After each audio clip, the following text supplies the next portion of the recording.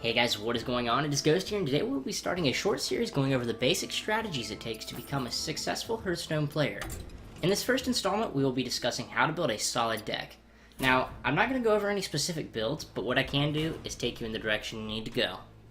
Hearthstone is a digital collectible card game created by Blizzard. It allows players to pick one of the 9 original Warcraft heroes. Each hero has 20 class-specific cards, and 1 special ability specific to the class. Each deck you create will be composed of 30 different cards with a maximum of 2 of any individual card. The key to building a successful deck in any trading card game is consistency. For example, it would probably not be a wise idea to throw together all high-cost cards, just because they have good abilities or high attack. The same goes for low-cost cards. Having a lot of small minions on the battlefield is great, but without having something to back them up, the chances are they're going to diminish pretty quickly. This is where consistency comes into play. All 30 cards should flow with one another. You get to build your deck, and you should learn every single card that is in your deck. You have 100% control over the odds. This means that we can smooth out our deck until we have that perfect mana curve, and almost always have something to act upon. What is a mana curve? Well, the term mana curve is just a fancy way of saying we will group our cards by their mana cost. The idea is to optimize our deck in a way that we can fully utilize all of our mana available each turn.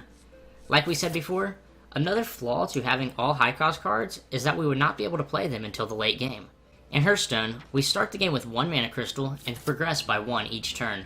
This means that we would have to wait at least 8 turns before we would be able to play our high cost legendary.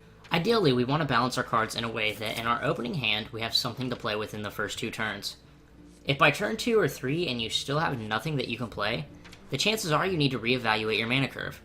Statistically, you can calculate your odds that at least one of your 4 opening cards will be something that you can play on turn 2. For example, let's check out one of my decks. This deck is centered around dealing consistent early damage while maintaining card control throughout the metagame. All cards relate to each other in some sense. You guys will also notice that over half of my cards are within the 0 to 3 cost range. Last, we need to find out what the goal of our deck is. Now, ultimately, we're all aiming to win, but how?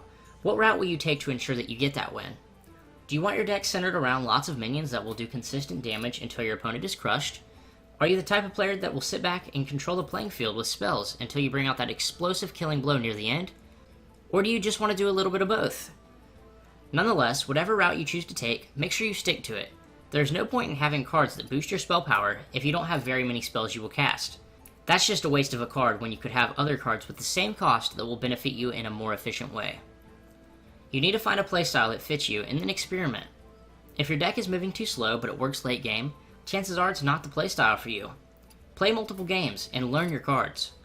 If we played a matchup against 2 players of the same skill level using the same deck, but one player had experience with his cards and knew what worked well with what, and the other player did not, there's a good chance that the knowledgeable player will come out on top.